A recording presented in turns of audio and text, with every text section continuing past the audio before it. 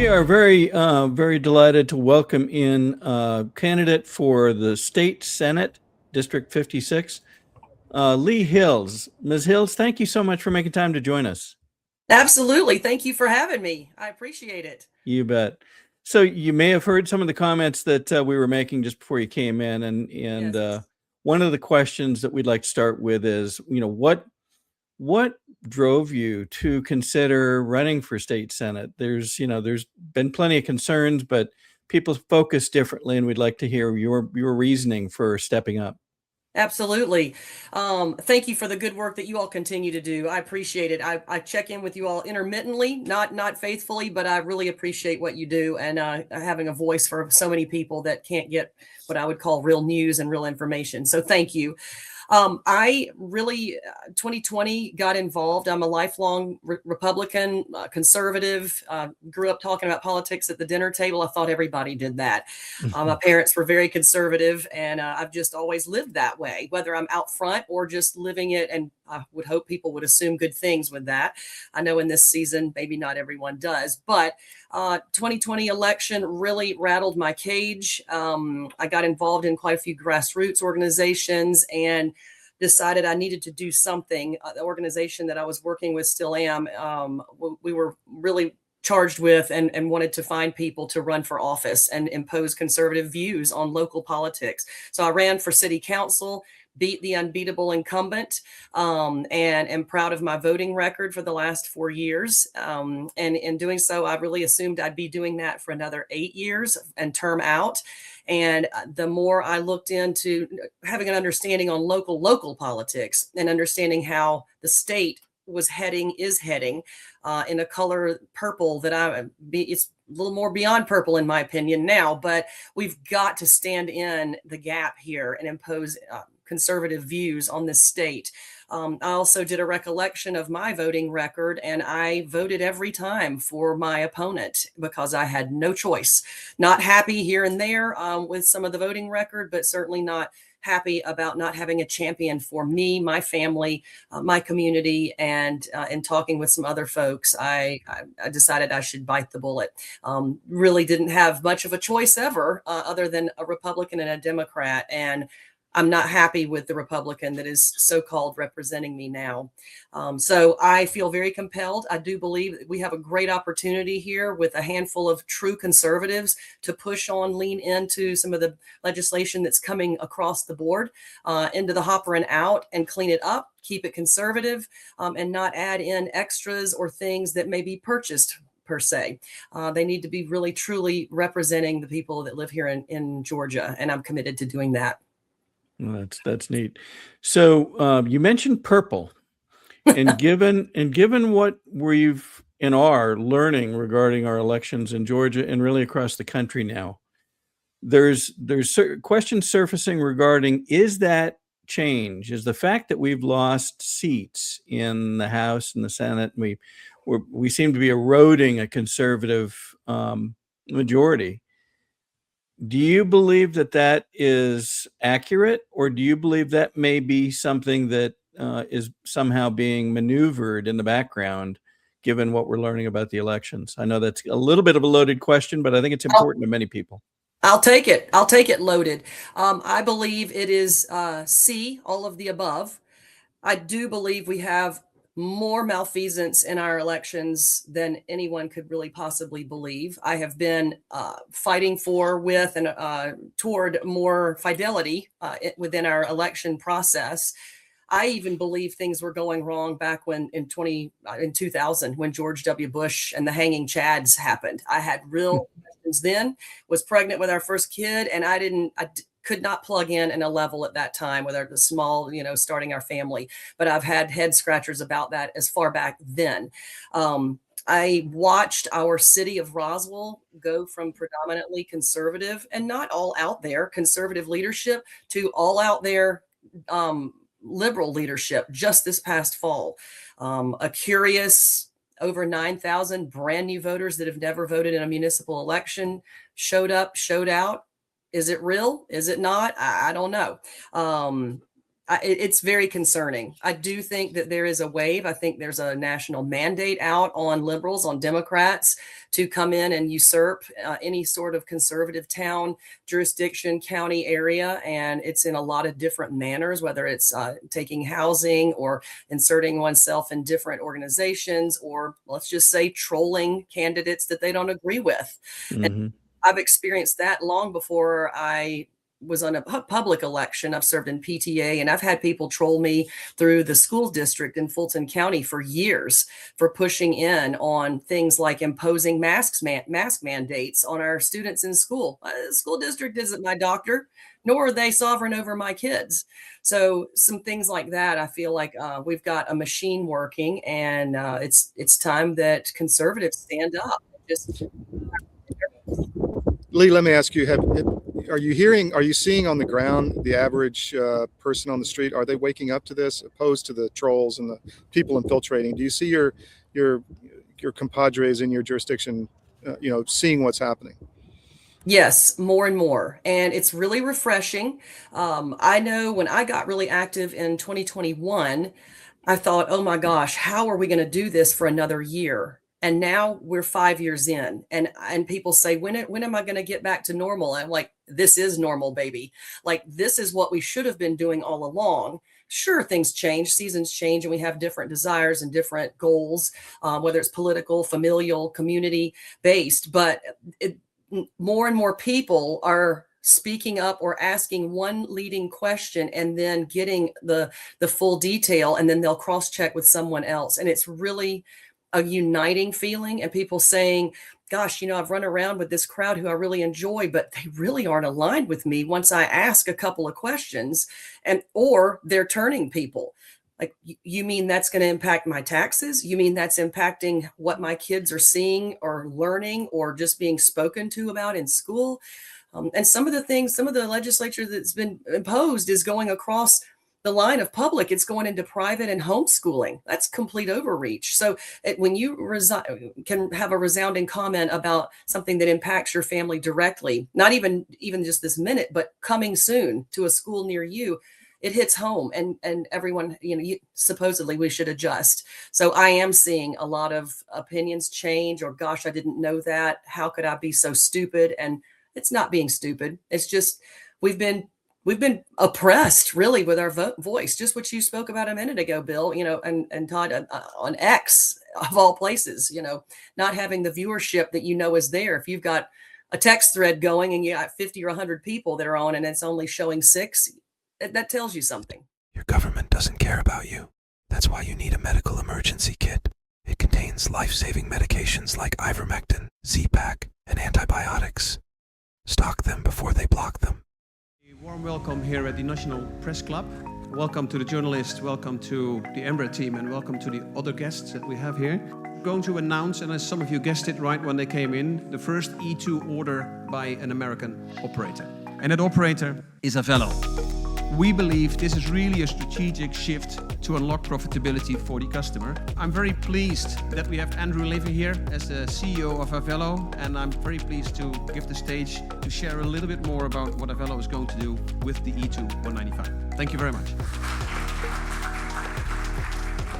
Couldn't be more excited to be here as part of this historic announcement. We have such a great cultural fit as companies, so we're very, very excited to be Embraer's newest customer. We launched our airline in April of 21, and our target is focusing on small secondary airports of large metro areas. We've carried over 8 million customers since we started on 63,000 flights. And we've done all these things with 1,200 of the greatest crew members I could ever imagine having, and many of them are here with me today. This is the right airplane for us. It's going to open up opportunities for us that no other aircraft can serve. The best thing about the airplane, of course, is you will not find a middle seat on this airplane. It doesn't exist. We won't have any to offer. It's going to be the best cabin in the United States, and we're so excited about that. This is going to elevate our experience to the highest level, and we think our customers are absolutely going to love the airplane.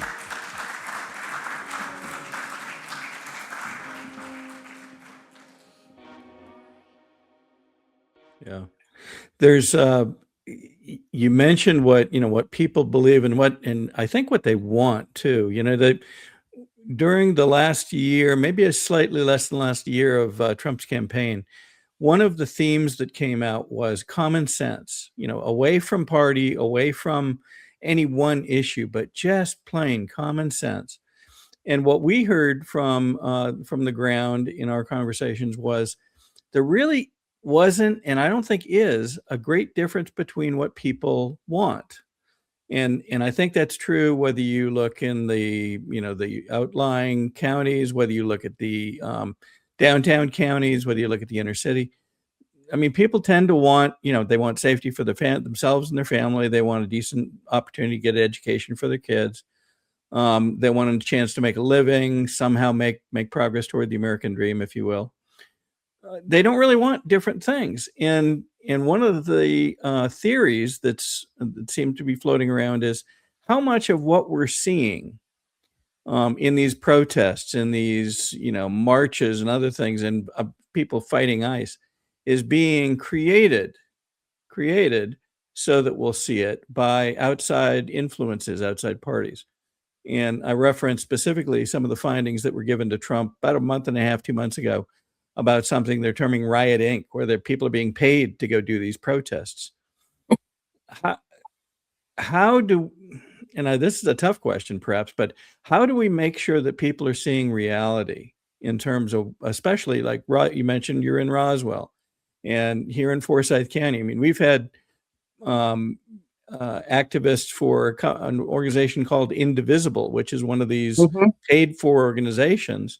As a matter of fact, one of their members apparently sits on the board of elections in Forsyth County, if you can believe that. Wow.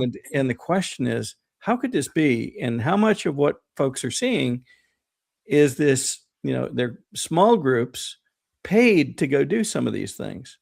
How do we get the truth to folks, I guess, is one question. That's a broad one. It's a behemoth, but in my opinion, it's a real one. One of the things that I believe Democrats have cornered the market on is the social media game. And I think Republicans, conservatives are starting to up their game. But when seeing people like J6 Ali Akbar, who has been on multiple riot scenes or different chaotic events or organized events. And I'm just using him because that's what came to mind when you said that. But I believe I've seen all sorts of clips on either text threads or social media sites or podcasts of the same person in multiple different events, big events. And for those to be shared, I think that is a big deal. I find social media exhausting on so many levels, but it is really, you've got to go in there and be aware of some of the things going on. And then again, talk to people you trust, talk to some people that may not align exactly, might give you a little funny look on, with the first question, but to just get some feedback, even if it doesn't align. But we've got to be better at communicating with one another. And I mean, the attack is real out there. People can't wait. There are folks that are organized to just track Lee Hills or just track Jimmy Smith down the street and load in and then get their friends to load in comments on social media. My philosophy is if you're saying my name and spelling it right, that's a win for me. But so there is risk, but there's not been a real place to go fact check. I mean, when we've had hair salon people doing CNN news fact checking, when fact checkers first came on the scene, it's really hard to believe any fact check. So it's opinion based or contrived. I don't have a silver bullet answer on that other than communicate. Yeah. Todd, do you have another question? Well, are people seeing, you mentioned a lot of these operatives, I call them, at different events, or people just showing up and getting massive social media followings within a period of weeks or months. And then all of a sudden they're the expert on the issue, showing up at investigations or whatever to drive certain narratives. Again, do people around you see that? I mean, you mentioned it, but are they starting to become aware of, and when the establishment doesn't say anything, that's silence is deafening, right? I mean, I guess I'm asking if the man on the street is actually becoming more aware of this. Slowly but surely. Yes, but it's not overwhelming at this point, and I believe we need overwhelming. I also believe that, and I welcome your feedback on this. I believe right now we've been under attack in a strangely veiled effort of all these special elections, which I understand if a seat is vacated, we've got to fill that, especially if we're in session or if there's something coming that we've got to fill that, or there's a long distance between the vacation of the seat and then the next term election cycle. But a lot of folks I'm speaking to are worn out. It's overwhelming. Is that really my district? Who are you voting for? And then, people want to know a month or two before qualification. And I'm like, you need to wait until qualification and see who pops up. You never know. I mean, you can be all in for somebody. That's great. Do your homework, but you never know who may qualify there at the last minute. Could be a great person, could be not so great. But I'm hearing from many people that they're overwhelmed and exhausted. I'm like, well, don't give up. We got a big midterm here that will dictate a lot for us. And it's going to be crucial to get to the primary for this one. And I do believe there's been a little reprieve here, January, February, but as you know, we're 2 weeks out for qualification. So it's the heat's coming. Yeah, sure. Special report. Knowing how to invest your money is harder than ever before. Dealing with stock market volatility, record debt, and terrorist attacks requires new thinking. At U.S. Asset Management, we can help you see the world more clearly so that you can move beyond the chaos and invest with confidence. Call us, visit us online, or drop by our office. U.S. Asset Management, helping you make better decisions with your money. You may have heard us speaking just before you joined about the fact that so much was quiet following the discovery of these illegal aliens coming in through Hartsfield Airport. Yes. And we've seen that over and over again. There's been issues that crop up, we'll call it the assault against Colton Moore, where a general counsel who isn't even an attorney in Georgia, yet is acting as general counsel for the Speaker of the House, threw Colton Moore to the ground, and nobody speaks up about it. And so I had asked that question nose to nose with elected folks. And the answer I got was, well, we can't really push back because we still have to get the next bill past John Burns or past Burt Jones or whoever. Are you prepared for whatever that's going to call on you for should you get elected? Because these, they assume people aren't going to fight because they have to play nice in the sandbox. And, you look at Trump, I don't think he's ever played nice in the sandbox. He finds ways to get done what needs to get done. And sometimes that isn't, just a happy-go-lucky, hey, let's have a handshake and move forward. What do you think it's going to take? Grit.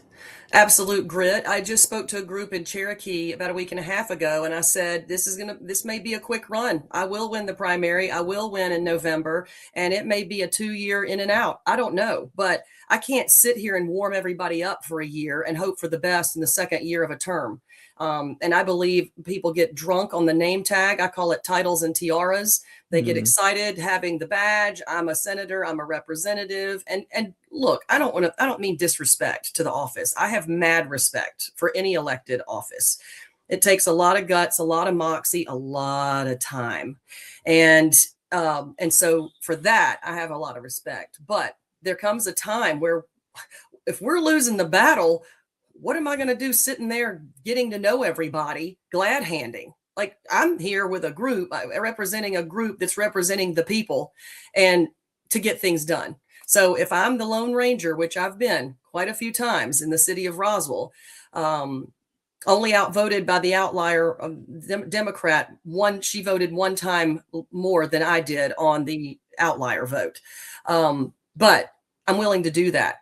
I don't need any more friends there. That's not why I'm going. I hope I will have some allies that will be waiting for somebody that has the grit to push something forward and get on board. I understand that's not how it works down there. I also understand and have a clear view that that's why we're broken, because we're waiting around for everything, the climate to be just right.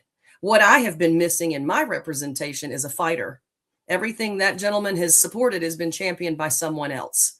So it's time to have fighters. And I find that this kind of attitude is very contagious.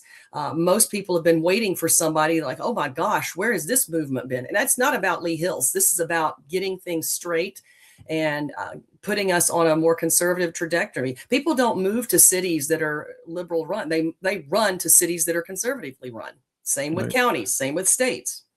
Very desirable. Law and order. And I'm not talking stick them up shorty. I'm talking about just having accountability and expectations, following through, the grit to say what you're going to do, follow through, move to the next item. That's what people expect, as you said, on both sides. Most people want about the same thing. They want to be left alone. They don't want to be taxed to death. They want to know that the ship is being sailed well. The elections are being run with fidelity.